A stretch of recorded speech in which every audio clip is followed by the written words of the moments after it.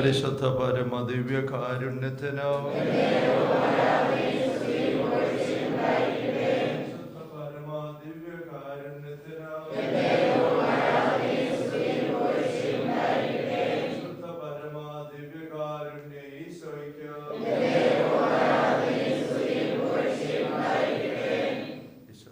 സ്തുതിയായിരിക്കട്ടെ. പരസ്പര സ്തുതി ചൊല്ലിട്ട് നമുക്കിരിക്കാം.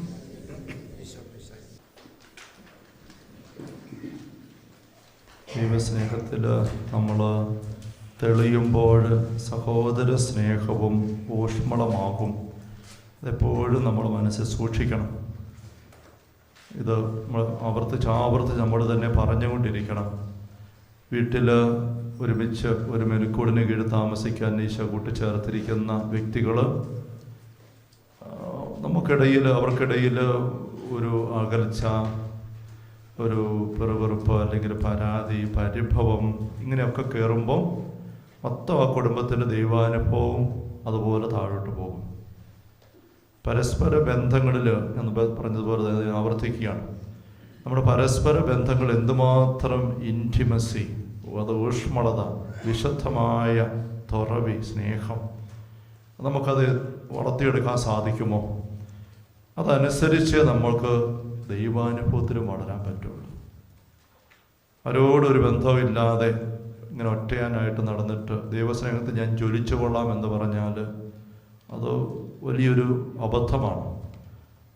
കൊരിന്തോസ് ലേഖനത്തിൽ 1 ലേഖനം 13 അധ്യായം നമുക്കറിയാം. സ്നേഹത്തെപ്പറ്റി പറയുമ്പോൾ ശരീരം ദഹിപ്പിക്കാൻ കൊടുത്താലും അല്ല മുഴുവൻ ദാനം ചെയ്താലും വലിയ വിജ്ഞാനം, മലാഖമാരുടെ സംസാരം തിരിച്ചറിയാൻ മാത്രം ജ്ഞാനമുണ്ടായാലും എന്തെല്ലാം കാര്യങ്ങളുണ്ടെങ്കിലും സ്നേഹമില്ലെങ്കിൽ ഒന്നുമല്ല എന്ന് അപ്പോസ്തലൻ സമർത്ഥിക്കുകയാണ്. പരിശുദ്ധാത്മാവ് പ്രേരിപ്പിച്ചിട്ട് ആ സ്നേഹത്തിൻ്റെ 2 ചിറകുകൾ എപ്പോഴും പരസ്നേഹവും ദൈവസ്നേഹവും. ഇത് രണ്ടും ഒരുമിച്ച് അടിച്ച് മാത്രമേ നമുക്ക് ആത്മീയതയിൽ ഉയരാൻ പറ്റുള്ളൂ. പരസ്പര ബന്ധത്തിൽ അകൽച്ച കിടക്കുന്നിടത്ത് നമ്മുടെ ദൈവസ്നേഹവും ദൈവബന്ധവും അകന്നിരിക്കും. അതെപ്പോഴും ഓർക്കണം. നമ്മളങ്ങോട്ടും ഇങ്ങോട്ടും കെട്ടിപ്പിടിച്ച് ഉമ്മ കൊടുക്കാൻ പറഞ്ഞപ്പം വിശുദ്ധ ചുംബനം നമുക്ക് ഒത്തിരി പരിചയമില്ലാത്ത ആൾക്കാരുടെ അടുത്ത് കെട്ടിപ്പിടിക്കാൻ ഉമ്മ കൊടുക്കാനൊക്കെ വലിയ ബുദ്ധിമുട്ടില്ല. ഭാര്യ ഭർത്താക്കന്മാരുടെ അടുത്ത് വരുമ്പോഴാണ് കിരികിരി ശബ്ദം വല്ലതും ഉണ്ടായാവോ? അടുത്ത് വന്നപ്പോൾ കിരികിരി ശബ്ദം പോലും ഉണ്ടായോ എന്നറിയത്തില്ല. ഒന്നും കേട്ടില്ല. നല്ല ബുദ്ധിയും ബോധമുള്ളവർക്ക് കിരികിരി പുറത്ത് കേൾപ്പിക്കാതിരിക്കാനൊക്കെ അറിയാം. അതുകൊണ്ടത് ഉള്ളിൽ അറിയേണ്ട കാര്യമാണ്. അത് എന്തെങ്കിലുമൊക്കെ ഉണ്ട് നമുക്ക് തീർത്തെടുക്കണം. നല്ല ലയത്തോടുകൂടെ ചേർത്ത് പിടിക്കാനും സ്നേഹം കൊടുക്കാനും മേടിക്കാനും അങ്ങനെ ആകണം. അതുകൊണ്ട് ഏറ്റവും അടുത്ത ബന്ധത്തിലാണ് ശരിക്കും നമ്മുടെ തനിനിറം വരുന്നത്. അകലെയുള്ളവരെ സ്നേഹിക്കാൻ എളുപ്പമാണ്. നാട്ടുകാരെയൊക്കെ സ്നേഹിച്ച് നടക്കുന്ന ആൾക്കാരുണ്ട്. വീട്ടിൽ ഭയങ്കര പുലിയാണ്, കടുവായ. അത് ആത്മീയതയല്ല, അതൊക്കെ ഒരു ഷോ ആയി പോവുകയുള്ളൂ. ഏറ്റവും അടുത്ത നിരന്തരം ഇടപെടുന്ന വ്യക്തികളാണ് ശരിക്കും നമ്മളുടെ ആത്മീയതയെക്കുറിച്ച് സാക്ഷ്യം പറയേണ്ടത്. പശുതാരന്മാരുടെ ഫലങ്ങളുണ്ടോ ഇല്ലെന്ന് അവരാണ് പറയേണ്ടത്, നാട്ടുകാരല്ല പറയേണ്ടത്. അതുകൊണ്ട് ഇത് എപ്പോഴും നമ്മുടെ മനസ്സ് സൂക്ഷിക്കണം. നമുക്കതിൽ വളരണം. അതുകൊണ്ട് ഇടയ്ക്കിടയ്ക്ക് നമ്മളിങ്ങനെ വന്ന് സ്നേഹം പങ്കുവെച്ചൊക്കെ നമുക്കെല്ലാവരും കരുത്താണ്. കാരണം നമ്മളെല്ലാം ദൈവം സ്നേഹത്തിൻ്റെ വെള്ളത്തിൽ മണ്ണ് കുഴച്ചാണ് മനുഷ്യനെ സൃഷ്ടിച്ചതെന്ന് പറയാറുണ്ട്. അവിടെ സ്നേഹത്തിലേക്ക് വരുമ്പോഴാണ് നമ്മൾ ഓണാകുന്നത്. സ്നേഹമില്ലാതെ വരുമ്പം വെള്ളം കിട്ടാത്തപ്പോൾ ചെടിയൊക്കെ വാടിപ്പോകുന്ന പോലെ നമ്മളും വാടും. സ്നേഹത്തിൻ്റെ വെള്ളം കെട്ടിക്കഴിയുമ്പം ചെടിച്ചട്ടി ചവിട്ടി വെള്ളം ഒഴിച്ചു കഴിഞ്ഞാൽ അതിൻ്റെ ഇല നേരെയാക്കാനും പൂ നേരെയാക്കാനും മൊട്ട് നേരെയാക്കാനും കാ നേരെയാക്കാനും തളുപ്പ് നേരെയാക്കാനും ഒന്നും പോയി താങ്ങിപ്പിടിക്കണ്ട, വെച്ച് കെട്ടണ്ട. ഈ വെള്ളം ഒഴിച്ചു കൊടുത്താൽ മാത്രം മതി, എല്ലാം നേരെയാകും, ആകേണ്ട പോലെ ആകും. അപ്പം ആ സ്നേഹത്തിൻ്റെ ഒരു ഇത് കിട്ടിക്കഴിയുമ്പം നമ്മുടെ ജീവിതത്തിൻ്റെ എല്ലാ തലങ്ങളും നേരെയാകും. അല്ലെങ്കിൽ ഇത് കിട്ടാത്തടത്ത് നേരെയാക്കാൻ പോയാൽ നേരെ ആവുകയില്ല. ഒരു പൊട്ടക്കഥ പോലെ ഞാൻ ഇടയ്ക്ക് പറയാറുണ്ടൊരു ഉദാഹരണം. പണ്ടങ്ങോ മനസ്സിൽ വന്നതാണ്. ഒരു ചെടി ചട്ടിക്കകത്ത് ഇങ്ങനെ നിറഞ്ഞു നിൽക്കുന്നൊരു ചെടി, അത് വാടി നിൽക്കുന്നു. അതിൻ്റെ ഇലയെല്ലാം തളർന്ന് മൊട്ടെല്ലാം വളഞ്ഞ് ഇങ്ങനെ നിൽക്കുക. അപ്പോൾ വീട്ടിലെ കൊച്ചു പയ്യൻ അത് കണ്ടിട്ട് വല്ലാതെ സങ്കടം. അവന് വന്നിട്ട് നേരെ ഇലയൊക്കെ നേരെ വെക്കുന്നു, പൂ നേരെ വെക്കുന്നു, മുട്ട് നേരെ വെക്കുന്നു, കൈയെടുക്കാൻ പിന്നെ താഴോട്ട് പോവാണ്. അവൻ കുറേ നേരം തിരിച്ചും മറിച്ചും എല്ലാം നേരെ ആക്കിയിട്ട് നേരെ നിൽക്കുന്നില്ല. പിന്നെ അവൻ്റെ കൊച്ചു കുത്തിയിൽ അവൻ ഓർത്ത് കുറച്ച് ഈർക്കരി ഒടിച്ചുകൊണ്ട് വരാം, അതുപോലെ വാഴവള്ളിയൊക്കെ എടുത്തുകൊണ്ട് റബ്ബർ ബാൻഡൊക്കെ കൊണ്ടുവന്നിട്ട് എല്ലാത്തിൻ്റെ ചുവട്ടിക്കൂടി ഈർക്കരി എല്ലാം വെച്ച് കെട്ടി ഇങ്ങനെ നേരെയാക്കാൻ കുറേ നേരം കുത്തിയിരുന്ന് പണിത് 1 മണിക്കൂറോളം പണിത് കഴിഞ്ഞപ്പം സാമാന്യം വളഞ്ഞു കിടന്ന് എല്ലാം നേരെ വെച്ചു. മുഴുവൻ കമ്പിയും ഈർക്കലിയും വള്ളിയും എല്ലാം ആയിട്ട് ഇങ്ങനെ ചെടി നിൽക്കുകയാണ്. എന്നിട്ട് അവന് സന്തോഷം വരുന്നില്ല, നേരെയായി എന്നാലും. അപ്പോൾ പപ്പ അതിലേക്ക് കയറി വരികയാണ്. എടാ നീ എന്നാ പണിയാണ്? ഞാനിത് പപ്പ കണ്ടിട്ട് എല്ലാം വാടിപ്പോയി, ഞാൻ അതുകൊണ്ട് എല്ലാം നേരെ വെക്കുകയാണ്, പാവം ചെടി. പപ്പ നോക്കിയിട്ട് എന്നാ പറഞ്ഞുകൊണ്ട് നമുക്കറിയാം, എടാ അതെല്ലാം അഴിച്ച് കളഞ്ഞു. പപ്പ അതെല്ലാം താഴോട്ട് കിടക്കും, അത് സാറ് നീ അഴിച്ച്. അവനനുസരിച്ച് മുഴുവൻ അഴിച്ചു കളഞ്ഞു. പപ്പ പറയുകയാണ്, ഒരു പാത്രം വെള്ളം എടുത്തുകൊണ്ട് വന്നേ, ചൂട്ടിലേക്ക് ഒഴിച്ച്. അവന് ഒഴിച്ചു കഴിഞ്ഞപ്പോൾ സംഭവിക്കുന്നത് നമുക്കറിയാം. 1/2 മണിക്കൂർ കഴിഞ്ഞപ്പോൾ ഉണ്ട് എല്ലാം നേരെയായി. ഇതുപോലെയാണ് നമ്മുടെ ജീവിതത്തിൽ ഈ സ്നേഹം കിട്ടാതെ പുഞ്ചിരി ശരിയാകണം, വർത്തമാനം ശരിയാകണം, ഡ്യൂട്ടി ശരിയാകണം, പരിചരണം ശരിയാകണം, വീട്ടുകാരി ശരിയാകണം എന്ന് പറഞ്ഞാൽ നടക്കുകയില്ല. ഇറുക്കിൽ വെച്ച് കെട്ടി നേരെയാക്കാൻ പോകുന്ന പോലെയാണ്. ഇപ്പം സ്നേഹത്തിൻ്റെ ആ ഒരു അഭിഷേകം നമുക്ക് എടുക്കണം. അത് നമ്മൾ തമ്പുരാൻ്റെ സ്നേഹവും മനുഷ്യ സ്നേഹവും പരസ്പര സ്നേഹവും ഒരുമിച്ച് നീങ്ങുള്ളൂ. അത് നമുക്ക് എല്ലാവർക്കും ആവശ്യമാണ്. നമ്മളൊന്ന് പരസ്പര സ്നേഹം കൊടുത്തപ്പോൾ തന്നെ നമുക്ക് എന്തോ ഒരു എനർജി കിട്ടി നമുക്കറിയാം, അല്ലേ? എന്തോ ഒരു ഉണർവ് വന്നു, എനർജി കിട്ടി അങ്ങോട്ടും ഇങ്ങോട്ടും ഒക്കെ. അത് നമ്മൾ തമ്പുരാൻ്റെ സ്നേഹത്തിൽ നിറഞ്ഞങ്ങനെ ആയിരിക്കുമ്പോൾ അത് വിശുദ്ധമായിട്ട് അങ്ങനെ എടുക്കാനും കൊടുക്കാനൊക്കെ നമുക്ക് സാധിക്കണം. അതിൽ ആഴപ്പെടുകയും ചെയ്യണം. ഒരു സഹോദരിയോട് ചോദിച്ചു, ഈ അഭിഷേകം വരുമ്പോൾ ദൈവരാജ്യ അനുഭവവും ദൈവരാജ്യ അഭിഷേകവും തമ്മിലുള്ള വ്യത്യാസം എന്നാണ്? അഭിഷേകം വരുമ്പോഴല്ലേ അനുഭവം ആകുന്നത്. അത് ശരിയാണ്. പരിശുദ്ധാത്മാവിൻ്റെ സാന്നിധ്യത്തിന് പൊതുവെ പറയുന്ന പേരാണ് അഭിഷേകം. അപ്പോൾ ദൈവരാജ്യ അഭിഷേകം അതുകൊണ്ട് ഇല്ലാതെ ദൈവരാജ്യ അനുഭവം ഇല്ല. എന്നാൽ ഈ അഭിഷേകം തന്നെ നമുക്ക് വ്യക്തിപരമായ തലത്തിൽ അനുഭവമാകുന്നതാണ് നമ്മൾ ദൈവരാജ്യ അനുഭവ ധ്യാനം എന്ന് ഉദ്ദേശിക്കുന്നത്. നമ്മൾ തന്നെ നേരെ നിൽക്കാറാവുക, അതാണ് ദൈവരാജ്യ അനുഭവ ധ്യാനം. അത് പരിശുദ്ധാത്മാ വഴിയായിട്ടാണ് നമുക്ക് ലഭിക്കുന്നത്, അഭിഷേകം വഴിയായിട്ടാണ്. മറ്റേത് നമ്മൾ ഏത് ധ്യാനത്തിൽ ഉദ്ദേശിക്കുന്നത് ആ അനുഭവം മറ്റവർക്ക് പകർന്നു കൊടുക്കുന്നവരായിട്ട് മാറുക, ദൗത്യവുമായിട്ട് ഇറങ്ങുന്നവരായിട്ട് തീരുക. ആത്മീയ ചിന്തകർ പറയുന്നുണ്ട്, 3 തരത്തിലുള്ള അഭിഷേകത്തെ പറ്റി ചിലർ എഴുതാറുണ്ട്. 3 തരത്തിലുള്ള അഭിഷേകം. ഒന്നാമത്തെ അഭിഷേകം എന്ന് പറയുന്നത് നമ്മൾ ഈ ദൈവരാജ്യ അനുഭവ ധ്യാനത്തിൽ ഉദ്ദേശിക്കുന്നത്, അവരതിന് കുഷ്ഠരോഗിക്കുള്ള അഭിഷേകം എന്ന് പറയും. യഹൂദ സമുദായത്തിൽ കുഷ്ഠരോഗം വന്നു കഴിഞ്ഞാൽ ഭ്രഷ്ടനാക്കപ്പെടും. പിന്നെ വീട്ടിൽ നാട്ടിൽ താമസിക്കാൻ പറ്റിയല്ല, പുറത്താക്കും. അങ്ങനെ പുറത്താകുന്ന വ്യക്തിക്ക് പള്ളി വരാൻ പറ്റിയാലോ, വീട്ടിൽ വരാൻ പറ്റിയ, നാട്ടിൽ നടക്കാൻ പറ്റിയാലോ ഒന്നുമില്ല. എന്നാൽ കുഷ്ഠരോഗം മാറിയാൽ പുരോഹിതൻ്റെ അടുത്ത് ചെന്ന് ഒരു പ്രത്യേക സാക്ഷ്യപ്പെടുത്തി ഒരു പ്രത്യേക ലേപനമൊക്കെ സ്വീകരിച്ച് വീണ്ടും ആ വ്യക്തിയെ കൂടാരത്തിലേക്ക് അല്ല നാട്ടിലേക്ക് സ്വീകരിക്കും. അപ്പോൾ നാട്ടിൽ നോർമലായിട്ട് പെരുമാറാറാകും. അപ്പോൾ ഈ കുഷ്ഠരോഗി കൊടുക്കുന്ന ഈ പ്രത്യേക ഒരു പ്രാർത്ഥന, ഒരു അഭിഷേകം, അത് അങ്ങനെ ഒരു അഭിഷേകമുണ്ട് ആരംഭത്തിൽ. അത് നമ്മുടെ ആത്മീയ ജീവിതത്തിൽ പാപത്തിൻ്റെ കുഷ്ഠം, അഴുക്ക്, പാപം, ആന്തരിക മുറിവുകൾ, അതുമായിട്ട് ബന്ധപ്പെട്ട ഒത്തിരി രോഗാവസ്ഥകൾ, അങ്ങനെ നമ്മൾ ഒറ്റപ്പെട്ട് ലഘുവൻ ബാധിച്ചവർ മലഞ്ചരിവിൽ കഴിയുന്നു. അവർ നാട്ടിൽ കയറത്തില്ല, വീട്ടിൽ കയറത്തില്ല. നമ്മളത് ധ്യാനിച്ചതാണ് കഴിഞ്ഞ ധ്യാനത്തിൽ. ഈശോ അവനോട് പറഞ്ഞു, തൻ്റെ കൂട്ടത്തിൽ പോരാനോ ചോദിച്ചപ്പം എന്ത് പറഞ്ഞു? എന്നോട് പോരാൻ പറഞ്ഞോ? ഇല്ല, നീ നിൻ്റെ വീട്ടിലേക്ക് ചെല്ല്. വീട്ടിൽ ചെന്ന് സ്വന്തക്കാരോട് പറഞ്ഞു കേൾപ്പിച്ചു ഈ കാര്യങ്ങളെല്ലാം, കർത്താവ് എന്ത് ചെയ്തു എന്ന്. അപ്പം അതാണ് ഈ കുഷ്ഠരോഗിയുടെ ഒന്നാമത്തെ, കുഷ്ഠരോഗിക്കുള്ള അഭിഷേകം. അല്ലെങ്കിൽ പാപത്തിൻ്റെ പൈശാചിക തലങ്ങളുടെ ബന്ധനങ്ങളിൽ നിന്നുള്ള വിടുതൽ തരുന്ന അനുഭവമാണത്. പരിശുദ്ധാത്മാവിനെ കൊണ്ട് അത് സംഭവിക്കുന്നത്. അതൊരു അഭിഷേകമാണ്. അതുവഴി അതുവരെ ഒറ്റയ്ക്കും പുറത്തും ആയിരുന്ന വ്യക്തി നോർമൽ ലൈഫിലേക്ക് കയറി വരുന്നു. അതാണ് സംഭവിക്കുന്നത്. വീട്ടിൽ പോയിരിക്കാറായി, അപ്പനും അമ്മയും കാണാറായി, ഒരുമിച്ച് ജീവിക്കാറായി, ആൾക്കാരുടെ മിണ്ടാറായി, അങ്ങനത്തെ ഒരു അവസ്ഥയിലേക്ക് കയറി വരുന്നു. ഇതാണ് ഒന്നാമത്തെ അഭിഷേകം. ഇതൊരു മിനിമം അഭിഷേകമാണ്. ഇതില്ലാതെ വേറെ ഒരു കാര്യം നടക്കുകയല്ല. ഇതില്ലെങ്കിൽ നരകരായും തന്നെയാണ് സംഭവിക്കുന്നത്. രണ്ടാമത്തേത് എന്ന് പറയുന്നത് ഇപ്പം ഇപ്പം ഈ സമൂഹ ജീവിതത്തിൽ പ്രത്യേകമായ ചില ശുശ്രൂഷകൾ നിർവഹിക്കാനുള്ള അഭിഷേകം, ചില പ്രത്യേക നിയോഗങ്ങൾ സമൂഹത്തിൽ ചെയ്യാൻ. അതിനകത്ത് സ്വാഭാവികമായിട്ടുള്ളത് വരാം. ഒരപ്പൻ എന്ന രീതിയിൽ, ഭർത്താവ് എന്ന രീതിയിൽ, ഭാര്യ എന്ന രീതിയിൽ ചുമതല നിർവഹിക്കാൻ, ഒരു അധ്യാപകൻ എന്ന രീതിയിൽ, ഒരു അച്ഛൻ എന്ന രീതിയിൽ, ഒരു സമർപ്പിത എന്ന രീതിയിൽ, ഒരു ഗായക ശുശ്രൂഷ, അല്ലെങ്കിൽ മധ്യസ്ഥ പ്രാർത്ഥന ശുശ്രൂഷ, ഇങ്ങനെയൊക്കെയുള്ള നിരവധിയായ ശുശ്രൂഷകൾ സ്വാഭാവിക തലത്തിലും അല്പം അതിസ്വാഭാവിക തലത്തിലും ഒക്കെ ആയിട്ട് കിടക്കുന്ന തലമുണ്ട്. അതിനൊക്കെ വേണ്ടിയിട്ട് ഇറങ്ങാൻ. അപ്പം വെറും ആയിട്ടൊരു മനുഷ്യ വ്യക്തിയായിട്ട് നേരെ നിൽക്കുന്ന മാത്രമല്ല, ആ വ്യക്തിയെ ദൈവം ഏൽപ്പിച്ചിരിക്കുന്ന ജീവിതാവസ്ഥയോടനുബന്ധിച്ചും സമൂഹത്തിലെ ഉത്തരവാദിത്തങ്ങൾക്ക് അനുസരിച്ചുമുള്ള കാര്യങ്ങൾ നിർവഹിച്ചുകൊണ്ട് പോകാനുള്ള അഭിഷേകം എടുക്കുക, ലഭിക്കുക. അതാണ് രണ്ടാമത്തെ. അതിന് ചില പിതാക്കന്മാരൊക്കെ ഒരു പ്രീസ്റ്റ്ലി അനോയിൻറ്റിങ് എന്ന് പറയും. പ്രീസ്റ്റ്ലി എന്ന് പറയുന്നത് കൃത്യം ഒരു പുരോഹിതൻ ചെയ്യുന്ന ശുശ്രൂഷ മാത്രമല്ല, സമൂഹത്തിൽ പ്രത്യേക ശുശ്രൂഷ ദൈവത്തിൻ്റെ നാമത്തിൽ ചെയ്യാനുള്ള അഭിഷേകം കിട്ടുന്നതാണ്.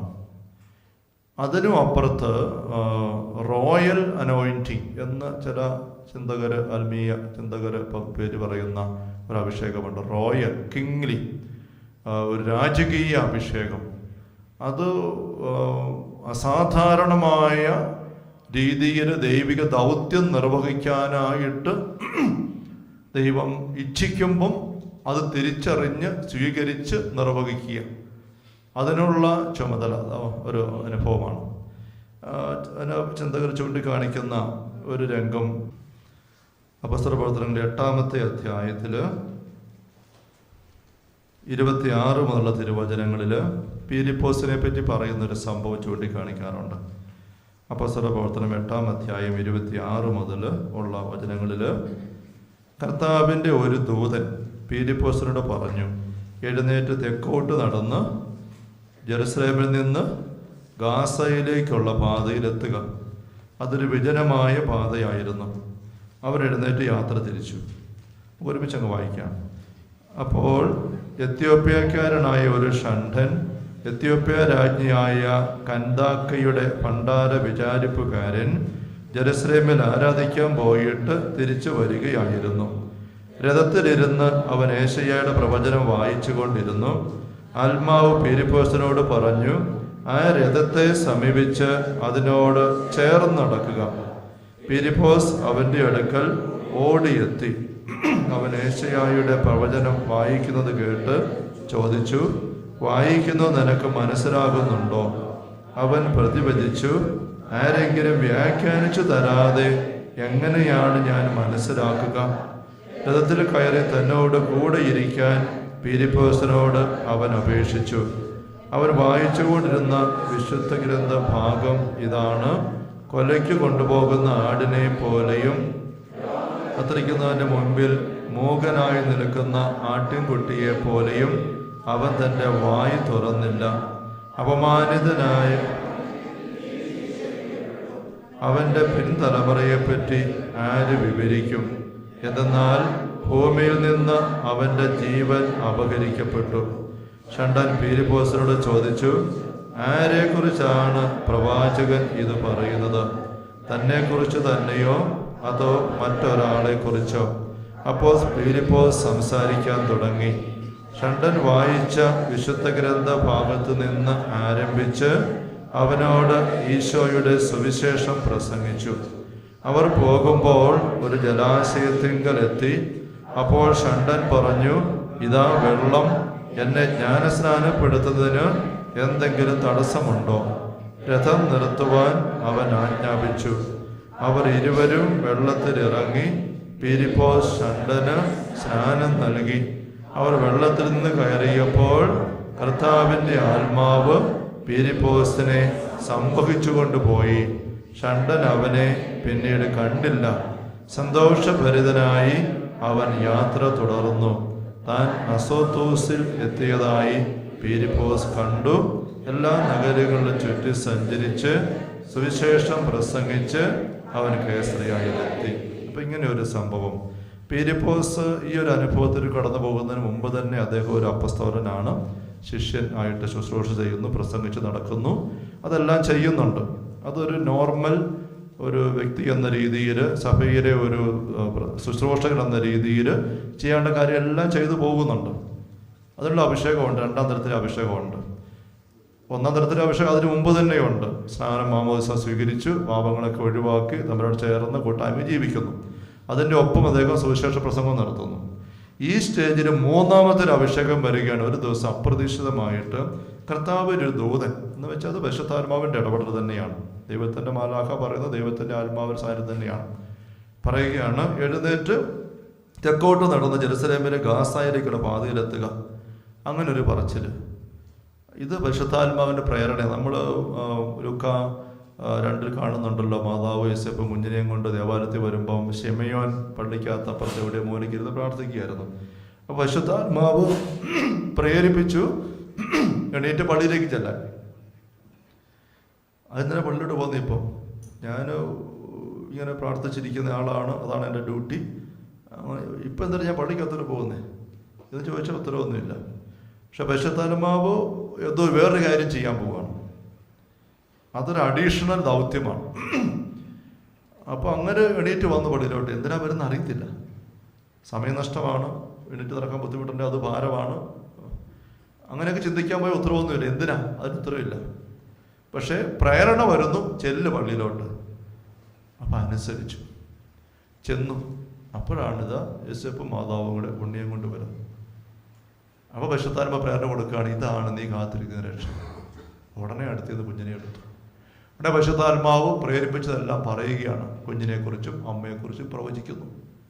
തിരിച്ചു പോകും. ഇതാണ് രാജകീയ അഭിഷേകം കിട്ടുമ്പോഴുള്ള അനുഭവത്തിൻ്റെ ഒരു രംഗം ബൈബിളിൽ. അങ്ങനെ ഇവിടെ അത് തന്നെയാണ് ഫിലിപ്പോസ് സംഭവിക്കുന്നത്. നോർമലായിട്ടുള്ള പ്രസംഗവും കാര്യമൊക്കെ ആയിട്ട് നടക്കുന്നതിനിടയിൽ ഒരു ദിവസം പെട്ടെന്ന് ചിന്ത, ഒരു ശക്തമായ പ്രേരണ വരുന്നു. എണീറ്റ് ഇന്ന സ്ഥലത്തോട് ചെല്ലുന്നു. തെക്കോട്ട് നടന്ന് ജെറുസലേമിൻ്റെ ഗാസയിലേക്കുള്ള പാതയിലെത്തുക. അതൊരു വിജനമായ പാതയായിരുന്നു, ആരുമില്ലാത്തൊരു വഴി. അവിടെ എന്തിനാ പോകുന്നേ? സുവിശേഷം പ്രസംഗിക്കാനാണെങ്കിൽ ടൗണിൽ നിന്നാൽ പോലെ. ആരുമില്ലാത്തൊരു വിജന സ്ഥലത്തേക്ക് എന്തിനു പോകുന്നു? അപ്പോൾ വഴിക്ക് നോക്കിയിട്ട് തിരിച്ചു വരേണ്ടതാണ് ഈ അഭിഷേകത്തിൻ്റെ കരുത്തില്ലാത്ത വ്യക്തിയാണെങ്കിൽ. പക്ഷെ അവിടെ വിജനമായ സ്ഥലങ്ങൾ പോകുമ്പം ഒരു രഥം വരുന്നു. ആ രഥം വരുന്ന കണ്ടു. അതൊരു വിജാതീയൻ്റെ, എത്യോപ്യക്കാരൻ്റെ രഥമാണ്, യഹൂദരുടേതല്ല. യഹൂദർക്ക് വിജാതീയരുമായിട്ട് ഇടപെടുന്നത് തന്നെ നിഷിദ്ധമാണ്. അപ്പം പക്ഷെ ഉള്ളിൽ സ്വരം പറയുകയാണ്. 29 വാക്യം നമ്മൾ കണ്ടു. ആത്മാവ് ഫിലിപ്പോസിനോട് പറഞ്ഞു, ആ രഥത്തെ സമീപിച്ച് ചേർന്ന് നടക്കുക. രഥം കുതിര വലിച്ചുകൊണ്ട് പോകുന്നതാണ്. അതിൻ്റെ കൂടെ ചേർന്ന് നടക്കാമെന്ന് വെച്ച് കഴിഞ്ഞാൽ ഓടാതെ പറ്റത്തില്ല. വണ്ടിയുടെ ഒപ്പം നടക്കാൻ പറഞ്ഞാൽ വണ്ടി ഓടിക്കൊണ്ടിരിക്കുകയാണ്. ഒപ്പം നടക്കാൻ പറഞ്ഞാൽ അതൊരു ബുദ്ധി ഉള്ള പരിപാടിയല്ല. വഴിയിൽ വണ്ടിക്കൊപ്പം ഓടുക. അങ്ങനെ ഫിലിപ്പോസ് അതിൻ്റെ അടുക്കൽ ഓടിയെത്തുകയാണ്. അപ്പോഴാണ് ഇങ്ങനെ വായിക്കുന്നത് യെശയ്യായുടെ. ബാക്കി നമ്മൾ വായിച്ചു. അപ്പം കയറിയിരുന്നു, ക്ഷണിച്ചു, കയറിയിരുന്നു, സുവിശേഷം പ്രസംഗിക്കുകയാണ്. ഉടനെ സ്നാനം സ്വീകരിക്കാൻ, വെള്ളമുള്ള സ്ഥലത്ത് ചെന്നപ്പോൾ സ്നാനം സ്വീകരിക്കാൻ തടസ്സമുണ്ടോ? അത്ര പാകപ്പെട്ടൊരു ഉള്ളം അവിടെയുണ്ട്. പ്രാർത്ഥിക്കാൻ വന്നിട്ട് പോവുകയാണ്.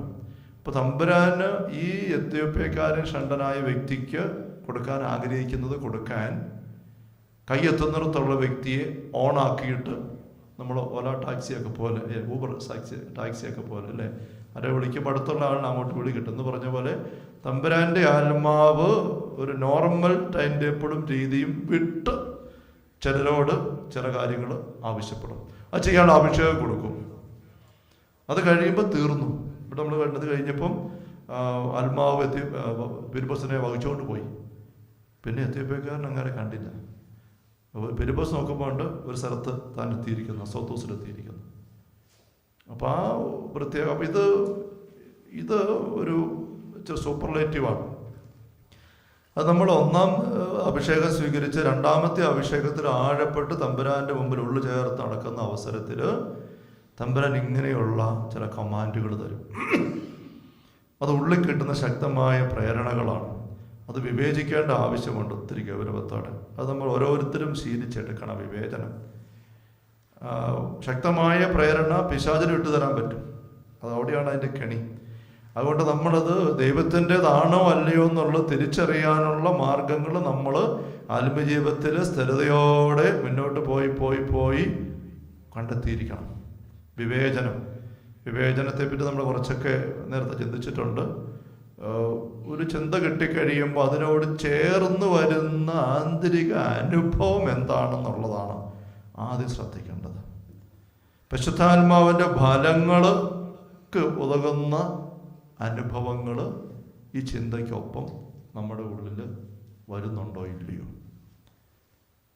സമാധാനം, സ്നേഹം, ആനന്ദം, അങ്ങനെ തുടങ്ങുന്ന പരിശുദ്ധാത്മ ഫലങ്ങൾ. ഈ ഫലങ്ങൾ തരാൻ പൈശാചിക അരൂപിക്ക് സാധിക്കുകയില്ല, ഒരിക്കലും സാധിക്കില്ല, അവനില്ല. ഞാൻ ഇടയ്ക്കൊക്കെ എവിടെയോ പറഞ്ഞിട്ടുള്ള ഒരു കൊച്ചു സംഭവം പോലെ ഞാൻ പുസ്തകത്തിൽ വായിച്ച് കേട്ട ഒരു കാര്യം ഞാൻ 2 വർഷം മുമ്പ് ഇടയ്ക്കൊക്കെ പറഞ്ഞിട്ടുണ്ട്, പിന്നെ അത് പറഞ്ഞിട്ടില്ല. ഒരു ചെറിയ സംഭവം ഒരു പുസ്തകത്തിൽ വായിച്ച് വന്നപ്പോൾ ഒരു പാസ്റ്ററുടെ അനുഭവം.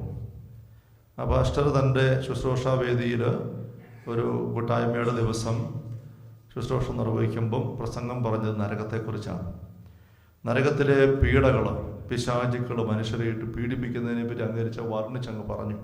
അഗ്നിയും പാമ്പും തേളും ഇങ്ങനെ ഭീകര അനുഭവങ്ങളെല്ലാം കൊടുത്ത്, അതുകൊണ്ട് പാപം ചെയ്യരുത്, പാപം ചെയ്താൽ നരകത്തിൽ പോകും, നരകത്തിൽ പോയ പിശാചുക്കൾ ഇങ്ങനെ ഇട്ട് പീഡിപ്പിക്കും എന്ന് പറഞ്ഞ അല്പം ഒരു നാടൻ രീതിയിൽ അദ്ദേഹം ഇങ്ങനെ വിവരിച്ച് പ്രസംഗിച്ചു. പ്രസംഗം കേൾക്കുന്ന കൂട്ടത്തിൽ അദ്ദേഹത്തിൻ്റെ ഭാര്യയുണ്ട്, മക്കളൊക്കെ ഉണ്ട്.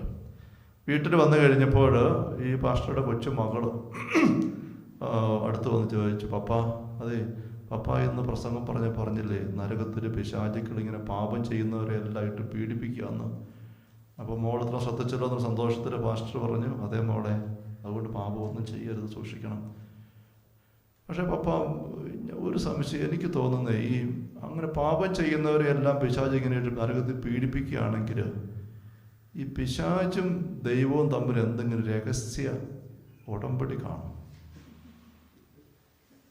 ഈ പിശാചെന്ന് സാത്താനെന്ന് പറഞ്ഞ ദൈവത്തിൻ്റെ തന്നെ ആളായിരിക്കും. പാഷ്ടാപ്പണി ചടങ്ങിപ്പോയി. പുസ്തകം പറഞ്ഞ് കൊച്ചിനെ കിട്ടി ഇങ്ങനത്തെ ചിന്തയാണോ, സാത്താൻ ദൈവത്തിൻ്റെ ആളാന്ന്? എന്താ മോളെ അങ്ങനെ പറയുന്നത്? സാത്താൻ ദൈവവുമായിട്ടൊരു ബന്ധവുമില്ല. അല്ല പപ്പ, ദൈവത്തെ ദ്രോഹിക്കുന്നതല്ലേ പാപം? അതെ. അപ്പോൾ ദൈവത്തെ ദ്രോഹിക്കുന്നയാളെ സാത്താൻ എന്തിനാ പീഡിപ്പിക്കുന്നത്? അവന് സമ്മാനം കൊടുത്ത് അവനെ ബഹുമാനിക്കുകയല്ല ചെയ്യേണ്ടത്. സാത്താൻ ദൈവത്തിന് ശത്രുവാണെങ്കിൽ അപ്പോൾ പാസ്റ്റർക്കൊന്നും മിണ്ടാൻ പറ്റില്ല. ശരിയല്ലേ? പാപം ചെയ്യുന്ന വ്യക്തി ദൈവത്തെ ദ്രോഹിക്കുകയാണ്. ആ വ്യക്തിയെ സാത്താൻ ദൈവത്തിന് ശത്രുവാണെങ്കിൽ പാപം ചെയ്യുന്ന വ്യക്തിയെ സാത്താൻ കൊണ്ടുപോയി സൽക്കരിക്കുക ചെയ്യേണ്ടത്.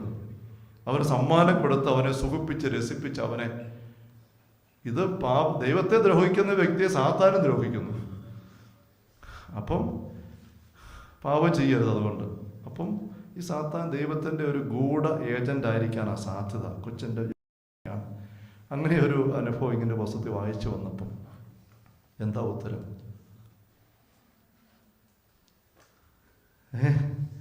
കൊച്ചു പറഞ്ഞ് ശരിയായിരിക്കും തോന്നൽ വരുന്നുണ്ടല്ലേ. സാത്താനും ദൈവവും തമ്മിൽ ഒരു സീക്രട്ട് എഗ്രിമെന്റിലാണ് ഇതെല്ലാം കളിപ്പിക്കുന്നത്. ദൈവം സാത്താനെ കാണിച്ച് പേടിപ്പിച്ചിട്ട് ഏത്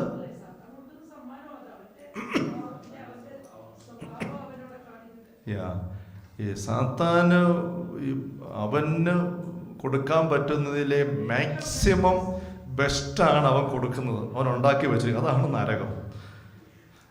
അവനുണ്ടാക്കാൻ പറ്റുന്ന ബെസ്റ്റ് സ്വർഗമാണ് നരകം. അതിനപ്പുറം അവന് പറ്റുന്നില്ല. അതുകൊണ്ടാണ് എബ്രാസ്യാമ്മയുടെ ആ സീരിയൽ വന്നപ്പോൾ അതേപ്പറ്റി ഞാനൊരു കാര്യം ഞാൻ വല്ലവരും പറഞ്ഞു. അതിനകത്ത് നരകത്തിൻ്റെ രംഗം പിശാചുക്കളെ കാണിക്കുന്നത് തെറ്റാണ്.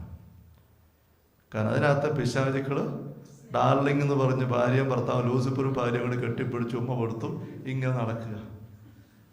അത് തെറ്റാണ്. കാരണം അത് ഭീകരമായ രംഗങ്ങൾ വരാതിരിക്കാൻ വേണ്ടി സംവിധാനങ്ങൾ ചെയ്തതായിരിക്കും. പക്ഷെ അതിനകത്തൊരു വലിയ ഫൗളുണ്ട് അടിസ്ഥാനപരമായിട്ട്. കാരണം നരകത്തിൽ ബന്ധങ്ങളില്ല.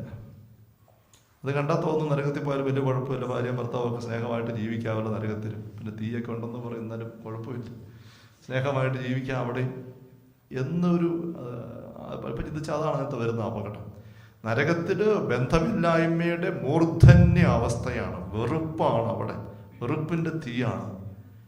അതുകൊണ്ട് അവൻ എത്ര നമ്മളെ സുഖിപ്പിക്കണമെന്ന് ആഗ്രഹം ഉണ്ടെങ്കിലും ഒന്നും അങ്ങനെ ആഗ്രഹം വരത്തില്ല, കാരണം വെറുപ്പാണ് അവൻ്റെ ഉള്ളിൽ. അതുകൊണ്ട് അവനുണ്ടാക്കാൻ പറ്റുന്ന ബെസ്റ്റ് സ്വർഗമാണ് നരകമെന്ന് പറയുന്നത്. അവൻ എത്ര കളിച്ചാലും ഉണ്ടാക്കിയാലും ഇതിനപ്പുറം ഉണ്ടാവുകയല്ല. അവൻ്റെ തനി നിറം പുറത്ത് വരും. പിന്നെ ആട്ടിൻതോലണിഞ്ഞ് ചെന്നായ്ക്കൾ വരുന്നു പറഞ്ഞ പോലെ അല്പസമയത്തേക്കൊക്കെ എന്തെങ്കിലുമൊക്കെ ഇങ്ങനെ കാണിച്ചു തരാൻ പറ്റുന്നുള്ളതല്ലാതെ അതിനപ്പുറം തനിനിറം പുറത്ത് വരും.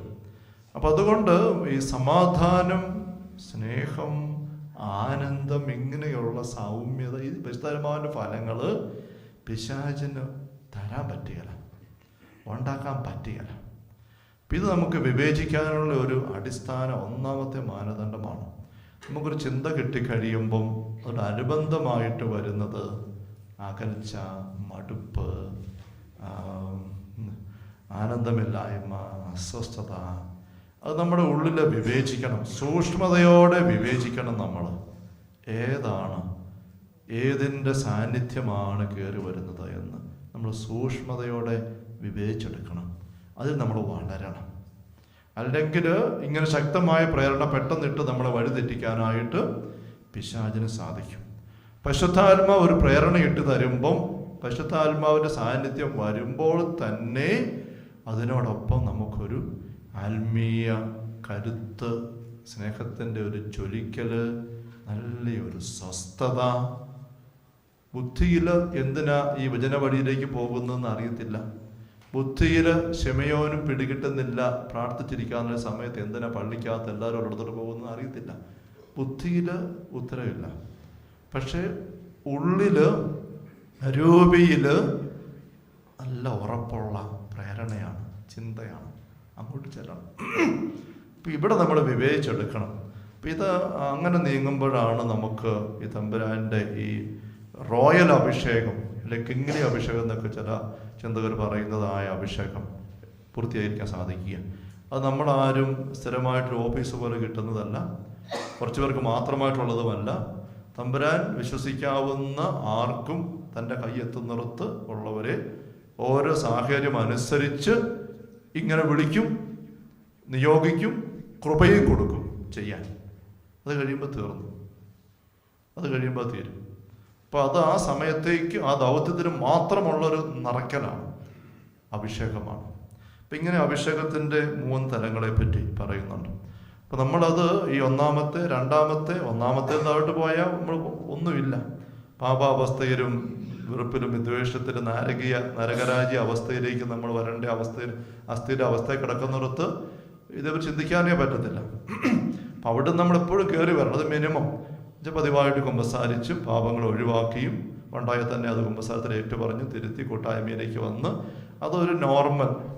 രണ്ടാമത്തേത് ആ അവസ്ഥയിൽ നിന്നുകൊണ്ട് വീട്ടിലും ഇടവകയിലും ശുശ്രൂഷ സ്ഥലങ്ങളിലും ഒക്കെയുള്ള പ്രത്യേക ഏരിയകൾ നമുക്കത് സ്ഥിരതയോടെ ചെയ്തു പോകാൻ പറ്റും. ധ്യാന കേന്ദ്രത്തിലും പ്രാർത്ഥന നടത്തുന്ന ദൗത്യം അത് അഭിഷേകത്തോടെ ചെയ്തങ്ങ് പോകുന്നു. അത് ക്രമമായിട്ട് നമുക്കറിയാം എങ്ങനെ ചെയ്യണം, എപ്പോൾ ചെയ്യണം. അതിൻ്റെ അഭിഷേകം കിട്ടും. പിന്നെ ഗാന ശുശ്രൂഷ, ഭക്ഷണ ശുശ്രൂഷ, ക്രമീകരണ ശുശ്രൂഷ, വചനം പങ്കുവെക്കൽ, കുമ്പസാര ശുശ്രൂഷ, അതൊക്കെ അതിൻ്റെതായ രീതിയിൽ അങ്ങ് ചെയ്തങ്ങ് പോവുകയാണ്. ഇത് അതിനപ്പുറമാണ്. അത് നമ്മൾ ഈ പറഞ്ഞ രീതി ജാഗ്രതയോടെ തിരിച്ചെടുക്കണം. Hallelujah, hallelujah, hallelujah. നമുക്ക് എസെക്കിയേലിൻ്റെ ആ സംഭവത്തിലേക്ക് ഒന്നൊരു തിരിച്ചു വരാം. എസെക്കിയേലിൻ്റെ പുസ്തകം നമ്മൾ കഴിഞ്ഞ ദിവസം കണ്ടല്ലോ. അതൊരു വളരെ പ്രധാനപ്പെട്ട ഏരിയയാണ്. നമ്മൾ ഈ ധ്യാനത്തിൽ എന്തുമാത്രം നമ്മൾ എത്തുമെന്നുള്ളത് എനിക്കറിയത്തില്ല, തമ്പുരാന് മാത്രമേ അറിയത്തുള്ളൂ. നമ്മൾ ഒരുമിച്ച് ഇങ്ങനെ നീങ്ങുകയാണ്. പരിശുദ്ധാത്മാവ് നമ്മൾ നയിച്ചുകൊണ്ട് പോകുന്നു. നമ്മൾ ഒരുമിച്ച് എന്തുമാത്രം ഓരോരുത്തരും സ്പീഡപ്പ് ചെയ്യുന്നു, വിട്ടുകൊടുക്കുന്നു, തുറന്നു കൊടുക്കുന്നു, അതനുസരിച്ച് നമ്മൾ കൂടുതൽ മുന്നേറും. നമ്മൾ ബ്രേക്ക് പിടിച്ച് നിന്നാൽ മൊത്തത്തിൽ നമ്മൾ അത്രയും കുറച്ചേ എത്തുള്ളൂ. അതെന്തേലും ആകുമെന്നുള്ളത് എനിക്ക് എൻ്റെ ഉള്ളിൽ ഒരു പ്ലാനും ഇല്ല. മറ്റേ ധ്യാനം നടത്തിയൊരു പ്ലാനുണ്ട്, ഇങ്ങനെ അതിൻ്റെ ഇത്രാം ദിവസം ഇന്ന കാര്യങ്ങൾ, ഇത്രാം ദിവസം ഇന്ന കാര്യങ്ങൾ, അങ്ങനെ പോയി വട്ടം എത്തിക്കുന്നു. ഇതിനകത്ത് അങ്ങനെ ഒന്നും എൻ്റെ ഉള്ളിൽ ഇതുവരെ ഇല്ല. തമ്പുരാൻ ഇങ്ങനെ നടത്തിക്കൊണ്ട് പോകുന്നുണ്ട് അത്ഭുതകരമായിട്ടെന്ന് എനിക്കറിയാം. ആ തമ്പുരാൻ അത് കൃത്യം അറിയാം. അപ്പം അങ്ങനെ നീങ്ങുകയാണ്. അപ്പം നമ്മളിവിടെ എസെക്കിയേലിൻ്റെ ഈ സംഭവം കണ്ടപ്പം അതിനകത്ത് നമ്മൾ കഴിഞ്ഞ സ്തുതിപ്പിൻ്റെ സമയത്ത് ഞാൻ പറഞ്ഞു, അസ്ഥികളുടെ താഴ്വരെ നോക്കി പ്രവചിക്കാൻ. യഥാർത്ഥത്തിൽ ഇതാണ് നമ്മുടെ ജീവിതത്തിൽ നമ്മൾ മൊത്തത്തിൽ ചെയ്യേണ്ട കാര്യം. നമ്മുടെ ദൈവരാജ്യ അഭിഷേകത്തിൻ്റെ പ്രത്യേക ശുശ്രൂഷ എന്ന് പറയുന്നത് അതിൻ്റെ മനോഹരമായ രംഗമാണ് എസെക്കിയേൽ കാണുന്നത്. അതിനകത്ത് നമ്മൾ ആഴപ്പെടണം, അതിൻ്റെ ക്വാളിറ്റി കൂട്ടി എടുക്കണം. ആഴപ്പെടുന്നതിനെ പറ്റി ചിന്തിക്കുമ്പം 3 തലങ്ങളിൽ ശ്രദ്ധിക്കണം എന്നാണ് എൻ്റെ ഉള്ളിൽ വിശുദ്ധാത്മാവ് കാണിച്ചു തരുന്നത്. 3 തലങ്ങളിലേക്ക് നമുക്കിവിടെ ശ്രദ്ധയെടുക്കാനായിട്ടുണ്ട്. ഒന്ന്, ഇവിടെ ആത്മാവ് എസെക്കിയേലിനോട് പറയുകയാണ്, നീ ഇങ്ങനെ പറയുക എന്ന് പറഞ്ഞുകൊണ്ടാണ് കാര്യം പറയുന്നത് അല്ലേ. നമ്മൾ കണ്ടത് ഈ അസ്ഥികളോടല്ല ചെയ്യുന്നു 5-6 വാക്യങ്ങൾ അല്ലേ, 5-6. അപ്പോൾ 7-ാം വാക്യത്തിൽ പറയാണ്, എന്നോട് കൽപ്പിച്ചതുപോലെ ഞാൻ പ്രവചിച്ചു. എസെക്കിയേൽ 37 നമ്മൾ പഠിത്തിരിക്കുന്നത് അല്ലേ, എസെക്കിയേൽ 37. 5-6 വാക്യങ്ങളിൽ തമ്പുരാന്റെ ആത്മാവ് എസെക്കിയേലിനെ പറഞ്ഞ് പഠിപ്പിച്ചു എന്താണ് പറയേണ്ടത്. അതാണ് പിന്നെ അദ്ദേഹം ചെയ്യുന്നത് 7-ാം വാക്യത്തിലും. അതുപോലെ തന്നെ അപ്പുറത്തും 9-ാം വാക്യത്തിലും അടുത്ത ഒരു സ്റ്റേജ്, പല സ്റ്റേജായിട്ടാണ്. അത് തമ്പുരാൻ്റെ ഒരു സമയമുണ്ട്. നേരെ എണീറ്റ് നടക്കുക എന്നല്ല പറയുന്നത് എസെക്കിയേൽ. നേരെ എണീറ്റ് നടക്കാനല്ല പറയുന്നത്. ആദ്യം ഈ ചർമ്മം എല്ലാം വന്ന് പൊതിഞ്ഞ് ഷേപ്പ് ആകണം. 2ാമത്തെ സ്റ്റേജിലാണ് എണീറ്റ് നടക്കാൻ പറയുന്നത്. അതുകൊണ്ടത് ആ ദൈവത്തിൻ്റെ ഒരു സമയമുണ്ട്, ദൈവത്തിൻ്റെ ഒരു ക്രമമുണ്ട് എന്ന് നമ്മൾ തിരിച്ചറിയണം. 2ാമത്തെ ഭാഗത്തും ആത്മാവ് തമ്പുരാൻ പറയുകയാണ്, മനുഷ്യപുത്ര ജീവശ്വാസത്തോട് പ്രവചിക്കുക, മനുഷ്യപുത്ര ജീവശ്വാസത്തോട് പറയുക, ദൈവമായ കർത്താവ് അരുളി ചെയ്യുന്നു, ജീവശ്വാസമേ നീ 4 വായുക്കളിൽ നിന്ന് വന്ന് ഈ നിഹതന്മാരുടെ മേൽ വീശുക, അവർക്ക് ജീവൻ ഉണ്ടാകട്ടെ. 10-ാം വാക്യം നോക്കിക്ക്, അവിടുന്ന് കൽപ്പിച്ചതുപോലെ ഞാൻ പ്രവചിച്ചു. എൻ്റെ ഇഷ്ടം പോലെയല്ല, എനിക്ക് തോന്നിയ പോലെയല്ല, എൻ്റെ ആഗ്രഹത്തിൻ്റെ ആധിക്യം വെച്ചുകൊണ്ടല്ല. വീട്ടിലെ കടവെല്ലാം മാറി ലോട്ടറി അടിക്കട്ടെ, യേശുവിൻ്റെ നാമത്തിൽ പറയുന്നു, 10 കോടി ലോട്ടറി അടിക്കട്ടെ. അങ്ങനെ പറഞ്ഞാൽ പറ്റിയത്. ഇപ്പൊ കർത്താവ് കൽപ്പിക്കുന്ന പോലെ. അപ്പൊ അവിടെ നമ്മൾ എന്തെങ്കിലും കടബാധ്യതയോടെ രോഗാവസ്ഥ ഉണ്ടെങ്കിൽ തമ്പുരാൻ കൽപ്പിക്കുന്ന എന്താണ് പറയേണ്ടത് എന്ന് തിരിച്ചറിയുക, അത് പറയുക. ഇത് പ്രധാനപ്പെട്ട കാര്യമാണ്. ഒരു കാര്യം ശ്രദ്ധിക്കേണ്ടത്. 2ാമത്തേത്, ഇവിടെ ആത്മാവ്, 2ാമത്തെ ഇതാണ് ആത്മാവുമായുള്ള നമ്മുടെ ബന്ധം, ഐക്യം, അല്ല അഭിഷേകത്തിൻ്റെ ശക്തി. നമ്മളിപ്പോൾ തന്നെ പറഞ്ഞു കഴിഞ്ഞു 3 തരത്തിലുള്ള അഭിഷേകം. അതിലെ 3-ാം ഗ്രേഡിലേക്ക് വരിക എന്ന് വെച്ചാൽ എല്ലാവരും തമ്പുരാനെ കിട്ടിയല്ല. എൻ്റെ മനസ്സിൽ ഇതേപ്പറ്റി ചിന്തിച്ച് വന്നപ്പോൾ ഒരു ഉദാഹരണം, നാടൻ ഉദാഹരണം വേറെ വന്നതും കൂടെ ഇതാണ്. ഒരു വണ്ടി കേട് പിടിച്ചെടുക്കുന്നൊരു വണ്ടി, അത് ഇടയ്ക്ക് സ്റ്റാർട്ടാകും, കുറച്ച് ഓടും, പിന്നെ കേടാവും, അവിടെ കിടക്കും, പിന്നെ അങ്ങനെയൊക്കെ പോകുന്നൊരു വണ്ടി ഓർത്ത് നോക്കുക. അത് ഈ കുഷ്ഠരോഗിയുടെ അഭിഷേകം സ്വീകരിക്കാത്ത അവസ്ഥയാണ്. പാപവും നരകരാജ്യവും ഒക്കെ ആയിട്ട് ഇടയ്ക്ക് വഴി കിടക്കും, അങ്ങനെ സ്റ്റാർട്ടാകുകയില്ല, ചിലപ്പോൾ സ്റ്റാർട്ടാകും, ചിലപ്പോൾ ബ്രേക്കില്ല, അങ്ങനെ കിടക്കും. അതൊന്ന് വർക്ക്ഷോപ്പിൽ കയറ്റി കറക്റ്റാക്കി നോർമലായിട്ട് ഉപയോഗിക്കാവുന്ന അവസ്ഥയിലാക്കി എടുക്കുക. ഇതാണ് 1ാമത്തെ അഭിഷേകം എന്ന് പറയുമ്പോൾ സംഭവിക്കുന്നത്. ആ വണ്ടി പിന്നെ സാധാരണ കാര്യങ്ങൾക്കെല്ലാം വീട്ടിൽ ഉപയോഗിക്കാം. അത്യാവശ്യം പള്ളിയിൽ പോകാൻ, ടൗണിൽ പോകാൻ, ആൾക്കാർക്ക് പോകാൻ, സാധനം മേടിച്ചുകൊണ്ട് വരാൻ ഒക്കെ ഇത് ഉപയോഗിച്ചുകൊണ്ട് പോകാൻ പറ്റും. പക്ഷെ ആ വണ്ടി വെച്ചുകൊണ്ട് ദീർഘയാത്ര പോകാനായിട്ട് പോയാൽ ശരിയാവുകയില്ല. അല്ലെങ്കിൽ ഇച്ചിരി റേസിങ്ങിന് പോകാനായിട്ട് എടുത്താൽ ആ വണ്ടി ശരിയാവുകയില്ല. അതിനുള്ള കരുത്തില്ല. അതിന് പ്രത്യേകമായ ഉറപ്പുള്ള വേറെ വണ്ടി വേണം. വീട്ടിൽ വണ്ടിയുണ്ട്, പക്ഷെ ആ വണ്ടിയും കൊണ്ട് നമുക്ക് മലബാറിന് പോകാനായിട്ട്, ബാംഗ്ലൂർക്ക് പോകാൻ ഈ വണ്ടി വേണ്ട, അത് വേണ്ട, നമുക്ക് വേറെ വണ്ടി, നിങ്ങളുടെ വണ്ടി, മറ്റേ വണ്ടിയും കൊണ്ട് പോകാം എന്ന് പറയുന്ന പോലെയാണ്. ഇത് പ്രത്യേക ദൗത്യങ്ങൾക്ക് ഈ നോർമൽ ഉപയോഗത്തിനുള്ള ഫിറ്റ്നസ് പോരാ, അതിനപ്പുറം വേണം. അപ്പം അങ്ങനെ എന്ന് പറഞ്ഞതുപോലെ, അപ്പം എന്ന് പറഞ്ഞ പോലെ നമ്മളുടെ ഇവിടെ എസെക്കിയേലിന് തമ്പുരാനുമായുള്ള ബന്ധം പ്രധാനപ്പെട്ടതാണ്. ഇവിടെ ഒരു ഇത് പറഞ്ഞ ഒരു രാജകീയ അഭിഷേക ദൗത്യമാണ് ഇവിടെ എസെക്കിയേൽ ചെയ്യുന്നത്. കർത്താവിൻ്റെ കരം എൻ്റെ മേൽ വന്നു, പീലിപ്പോസിൻ്റെ മേൽ ദൈവത്തിൻ്റെ ആത്മാവ് ദൂതൻ വന്നു, പറഞ്ഞു അങ്ങോട്ട് ചെല്ലും. ശമയോനോട് പറഞ്ഞു എണീറ്റ് പള്ളിക്കകത്തോട്ട് ചെല്ലും എന്ന് പറഞ്ഞൊരു അഭിഷേകം. അപ്പം അങ്ങനെ വരാവുന്ന ഒരു വ്യക്തിയായിരുന്നു എസെക്കിയേൽ. അപ്പോൾ ആ എസെക്കിയേലിൻ്റെ ക്വാളിറ്റി, നമ്മുടെ ക്വാളിറ്റി, ഇതാണ് 2ാമത്തെ തരം നമുക്ക് ശ്രദ്ധിക്കണം. മുൻപോട്ട് ശ്രദ്ധിക്കണം അതേപറ്റി. അതിനൊക്കെയുള്ള എല്ലാ മാതൃക നമുക്ക് ഈശോയിലാണ് കാണാൻ സാധിക്കും. നമ്മളിലേക്ക് വരും. അപ്പോൾ നമുക്ക് തമ്പുരാനുമായുള്ള ബന്ധമല്ല, നമ്മുടെ അഭിഷേകം എവിടെ നിൽക്കുന്നു അതനുസരിച്ച് നമുക്ക് ദൗത്യം നിർവഹിക്കാനായിട്ട് പറ്റുള്ളൂ. ഇനി മൂന്നാമത്തെ ഒരു തലം ഇവിടെ നമുക്ക് ശ്രദ്ധിക്കാനായിട്ടുള്ളത്, നമ്മൾ എങ്ങോട്ട് അയക്കപ്പെടുന്നുവോ ആ അസ്ഥികളുടെ താഴ്വര, അതേപ്പറ്റിയും നമുക്കൊരു അവബോധം വേണം. അസ്ഥികളുടെ താഴ്വര എന്നുവെച്ചാൽ നമ്മൾ ദൗത്യത്തിനായിട്ട് നിയോഗിക്കപ്പെടുന്ന വ്യക്തികളുടെ അവസ്ഥ, തലങ്ങളുടെ അവസ്ഥ, നമ്മുടെ വീട് അല്ലെ പറമ്പ്, വീട്ടിലുള്ളവർ, അയൽപക്കത്തുള്ളവർ, കുടുംബാംഗങ്ങളായിരിക്കുന്നവർ, ഈ അസ്ഥികളുടെ താഴ്വര പോലെ കിടക്കുന്ന അവസ്ഥകളുണ്ട്.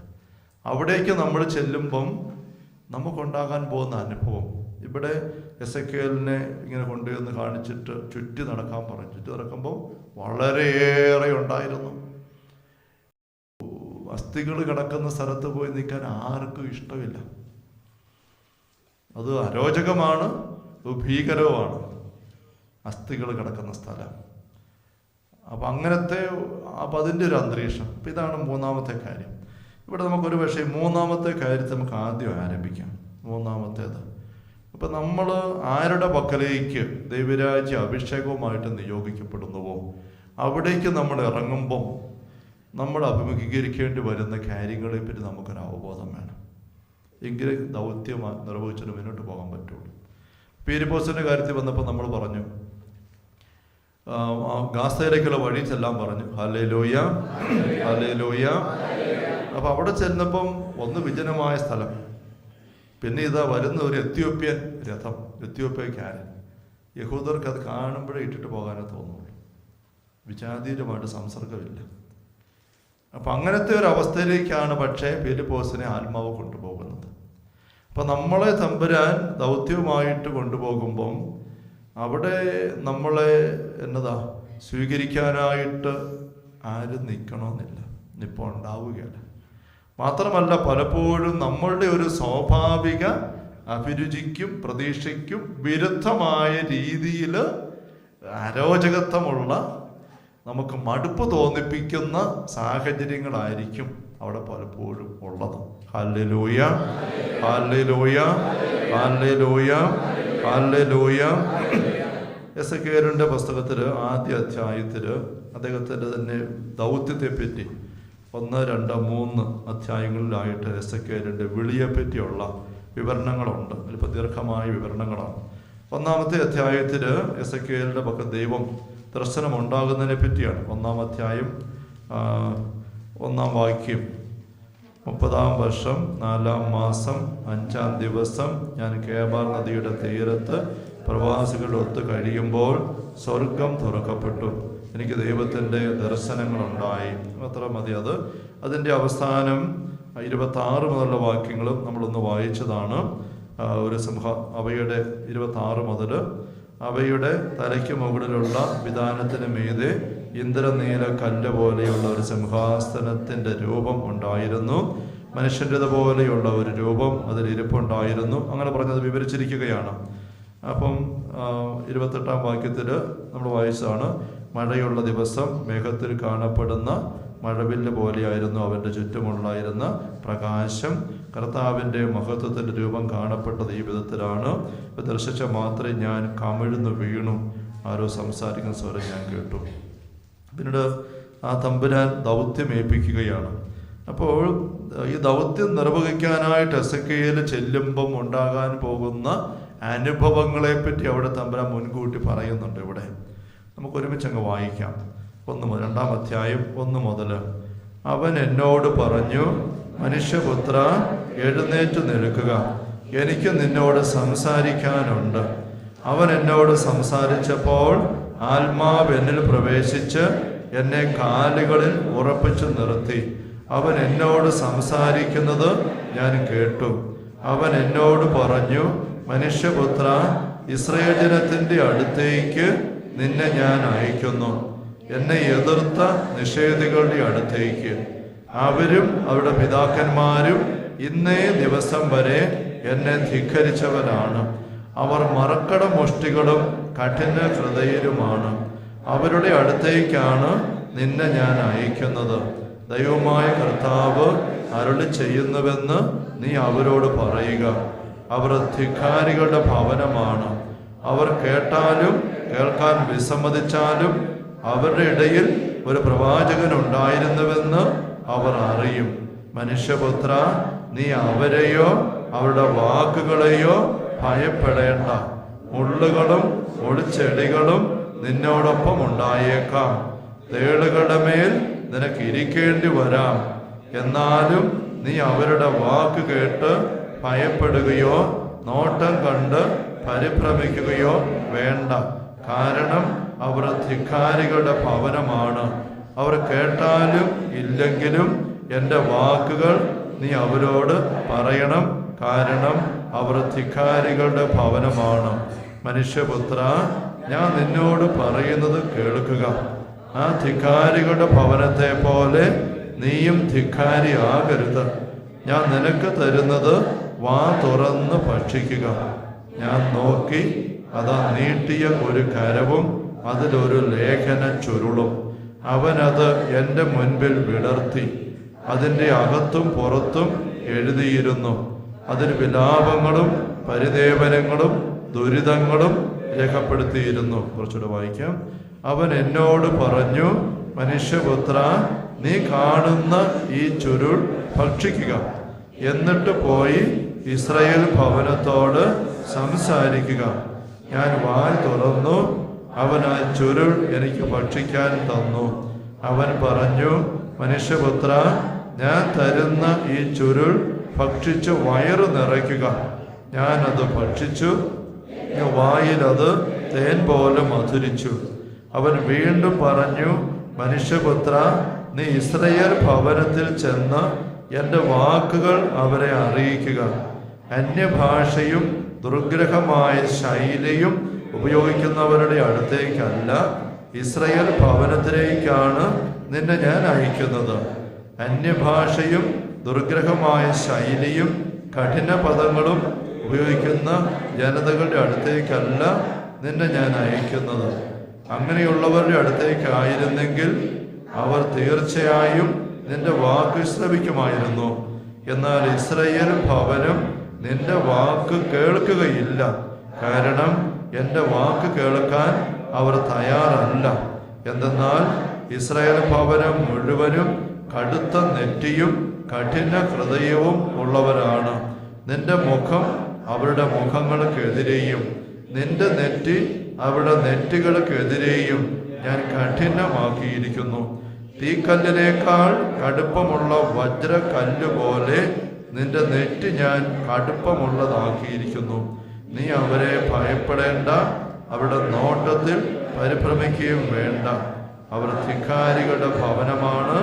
അവൻ തുടർന്നു, മനുഷ്യപുത്ര, ഞാൻ നിന്നോട് പറയുന്ന വാക്കുകൾ ചെവി തുറന്ന് കേൾക്കുകയും ഹൃദയത്തിൽ സൂക്ഷിക്കുകയും ചെയ്യുക.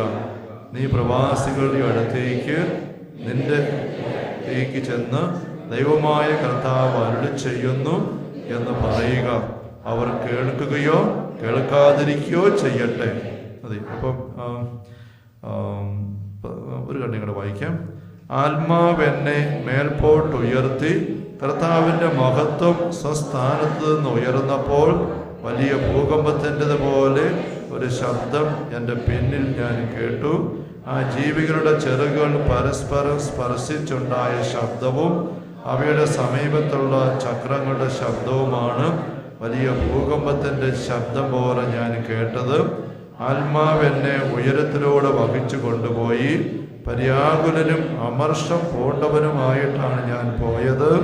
എന്നാൽ ദൈവത്തിൻ്റെ കരം എൻ്റെ മേൽ ശക്തമായിരുന്നു. തെൽ അബീബിൽ കേബാർ നദീതീരത്ത് വസിച്ചിരുന്ന പ്രവാസികളുടെ അടുത്ത് ഞാൻ എത്തി. അവരുടെ ഇടയിൽ സ്തബ്ധനായി 7 ദിവസം ഞാൻ കഴിച്ചു. അത്ര നമുക്ക് നിർത്തുന്ന കാലം. അപ്പം ഒരു ദൗത്യം ദൈവം ഏൽപ്പിക്കുകയാണ്. ദൈവരാജ്യ പ്രഘോഷത്തിൻ്റെ ദൗത്യം തന്നെ. അപ്പം ഇവിടെ നമ്മൾ പറഞ്ഞു, ഈ ആരുടെ പക്കലേക്ക് അയക്കപ്പെടുന്നു അവരെ പറ്റിയുള്ള ബോധ്യം നമുക്ക് വേണം.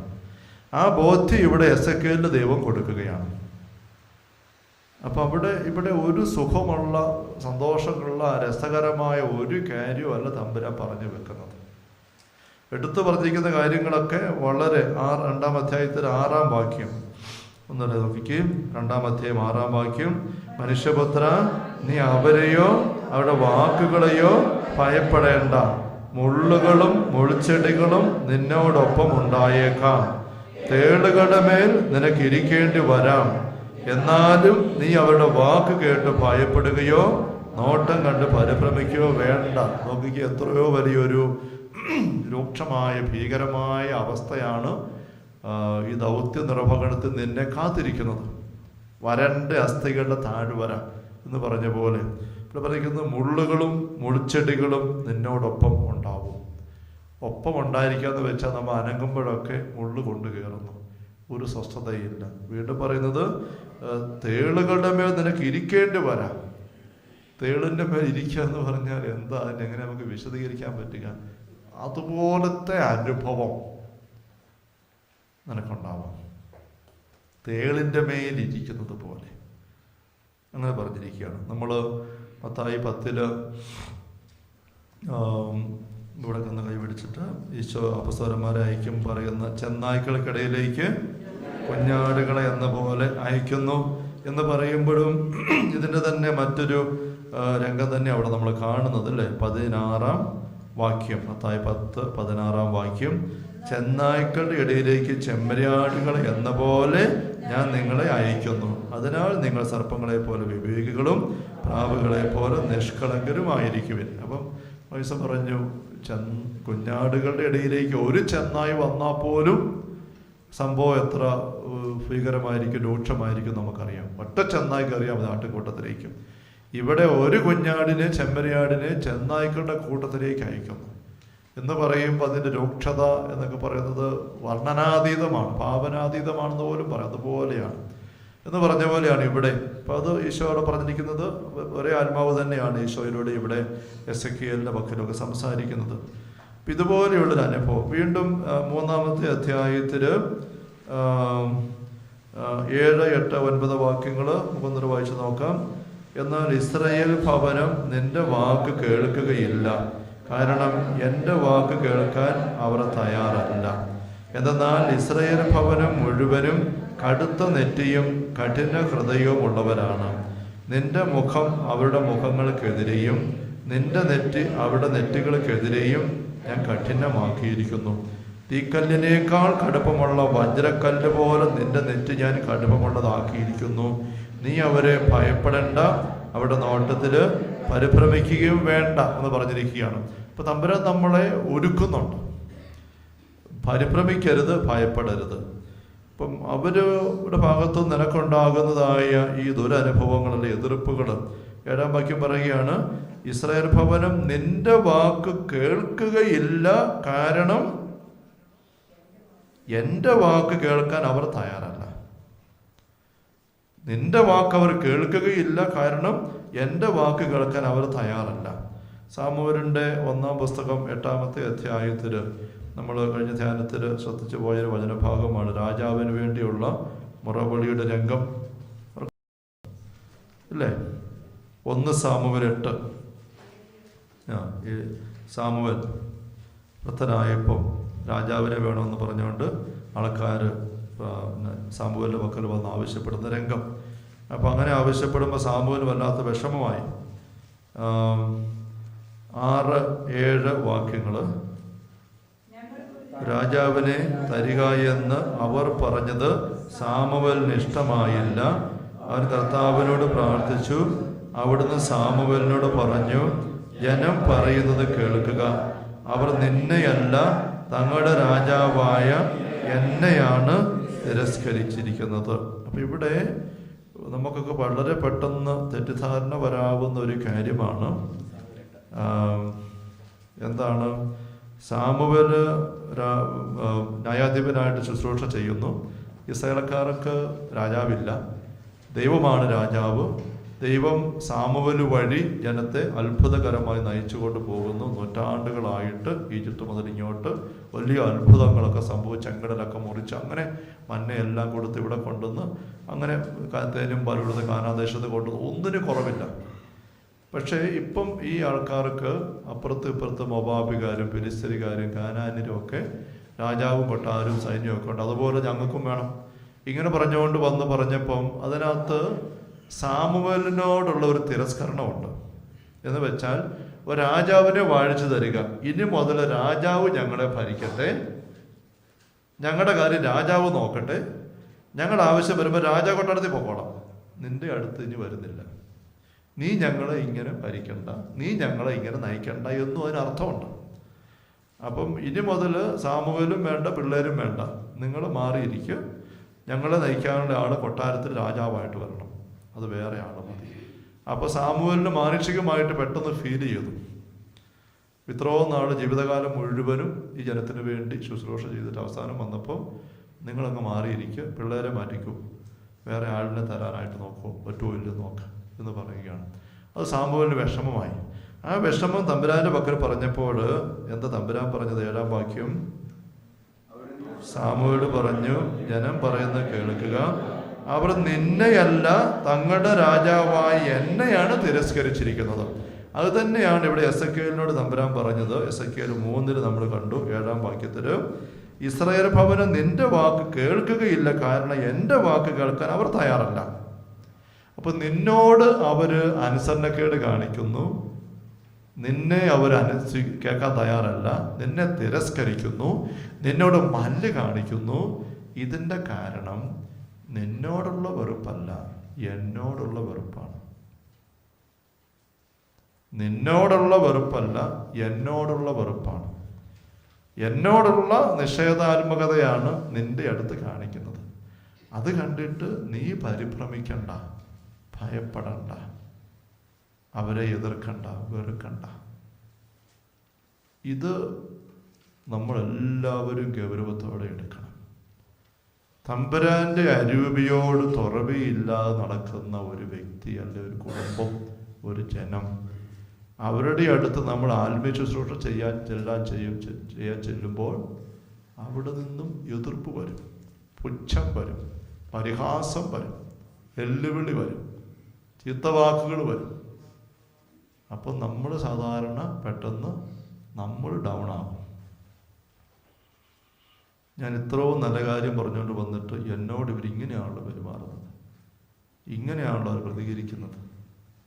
തമ്പുരാനിവിടെ മുൻകൂട്ടി പറഞ്ഞിരിക്കുകയാണ്, അത് നിന്നോടുള്ള എതിർപ്പല്ല, അവർക്ക് ദൈവത്തിൻ്റെ ആത്മാവിനോടുള്ള എതിർപ്പാണ്.